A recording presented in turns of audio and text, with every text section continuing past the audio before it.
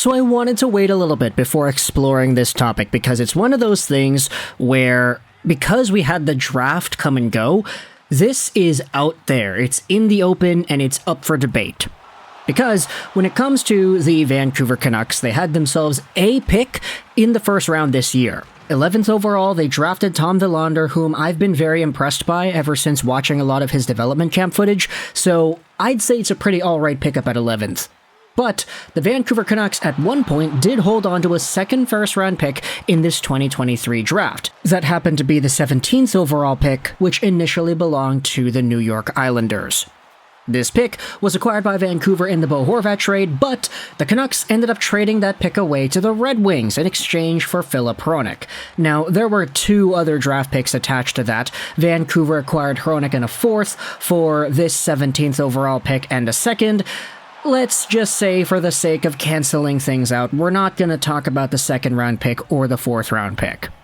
But what I wanted to instead go over was that first, the 17th overall selection, which the Red Wings used to select Axel Sandin Pellikka. The question is pretty simple, and it was actually brought up by Dan Riccio on the day of the draft. Would you still make the Filip Hronek trade knowing who is on the board at 17? And the majority of the replies from Canucks fans are going out there and saying yes. Now, there are a few saying no, but the majority are on board.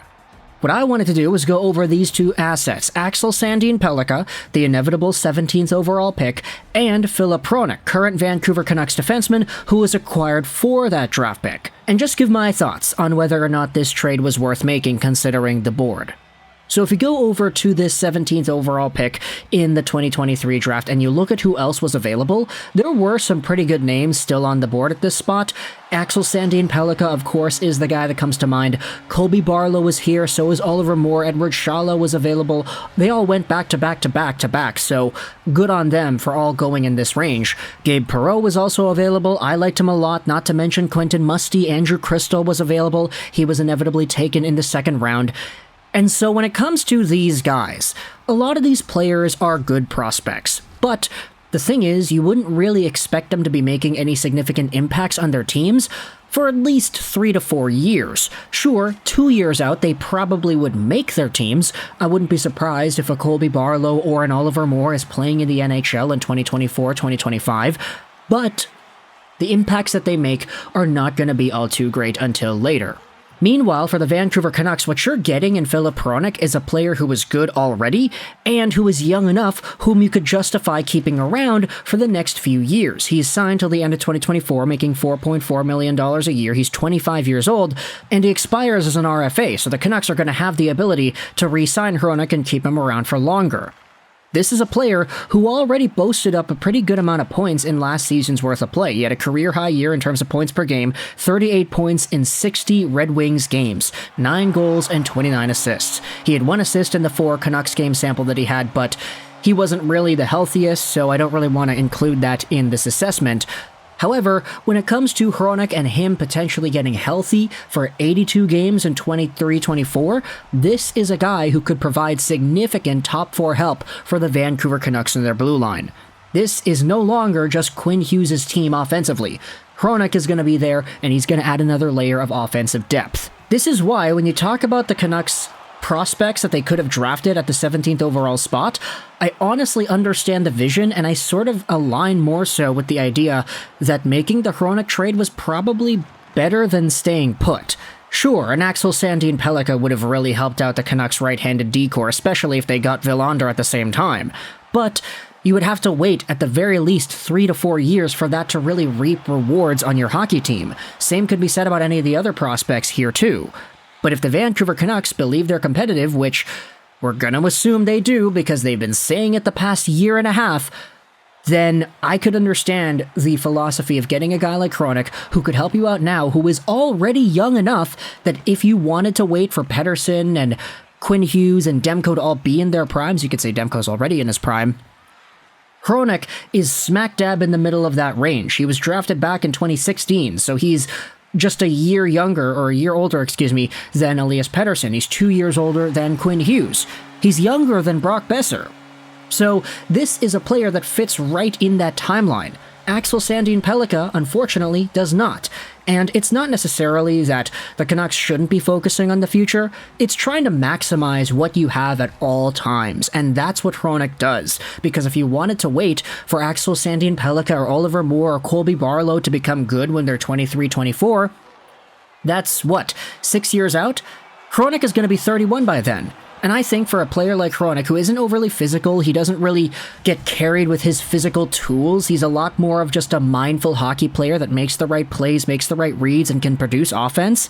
This is the type of guy who, at 31 years old, I could definitely see still being effective, maybe to the same magnitude as a 23-year-old Axel Sandin Pellikka, for example. And besides, if you draft a player like Axel Sandin Pellikka and he becomes Filip Hronek, you're probably feeling really good about that. And so, getting Hronek already, I don't see that as a bad thing. And when you think about it, the guys in this range in the draft, 15 to let's say 25-ish, they're not guaranteed to becoming players. And that's not to discredit the futures of Oliver Moore or Sandin Pellikka. If you've watched the Why I Want series, you know how much I love these prospects and want to see them succeed, and I think they have what it takes to do so. It's just, if a guy like Axel Sandin Pellikka did not work out, I would be like, okay, well, at least the Canucks got Hronek, a guy who already has worked out and we know is a good NHL defenseman.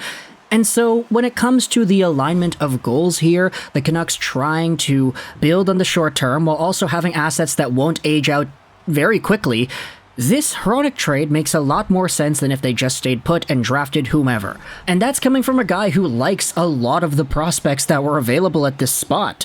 For the Red Wings, though, it's a little bit different because we had already seen the change in direction happen earlier last season. They traded away Bertuzzi, they traded away Hronek, they wanted to say, all right, we're not ready yet, we're not there.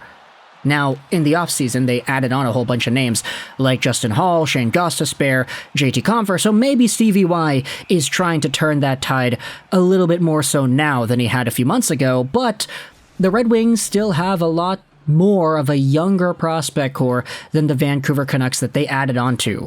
They've got a ton of young depth, they've got a lot of prospects, they added with Axel Sandin Pellikka, he's going to complement Simon Edvinsson, they play very different types of games, so having them as a pairing in the future might be pretty beneficial, but the Red Wings can afford to wait. That's kind of the difference here. Vancouver's got Demko, probably in his prime, Pettersson, Hughes, already top players in the NHL. Andrei Kuzmenko is there too, not to mention Miller, who was 1 point away from 100 just a year ago. This is a team that is going to try to contend and maybe make the postseason dance this year. For the Red Wings, if they didn't make it, sure, you might be a little bit sus, but there still is the benefit of, okay, well, they still need to wait a little bit longer. Their players are not at the same peaks that the Vancouver players are at right now. Raymond is not in his prime, neither is Seider. You could debate that Hughes is already in a territory that could be considered prime. So, from the perspective of the Hronek trade, while I could totally understand why fans would say they would rather just keep the pick, okay, we can keep our prospects, draft prospects, get younger,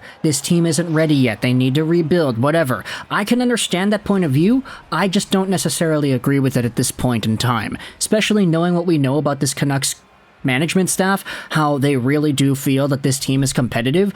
And we had seen throughout the end of the year, like, this team knows how to win games, albeit against weaker opponents, so I definitely don't want to say it's guaranteed that they pull off the same feats of success next year right away, but we know where they're coming from, and I think it's understandable. So, from that perspective, I'd say it's probably a better move that the Canucks made the trade for Hronek because they're getting short-term help in a guy that's young enough that he could definitely be a part of this team's future, which improves the team in the now, and it costs you a prospect whom you're not really guaranteed to be seeing anything out of in the next few years in the process.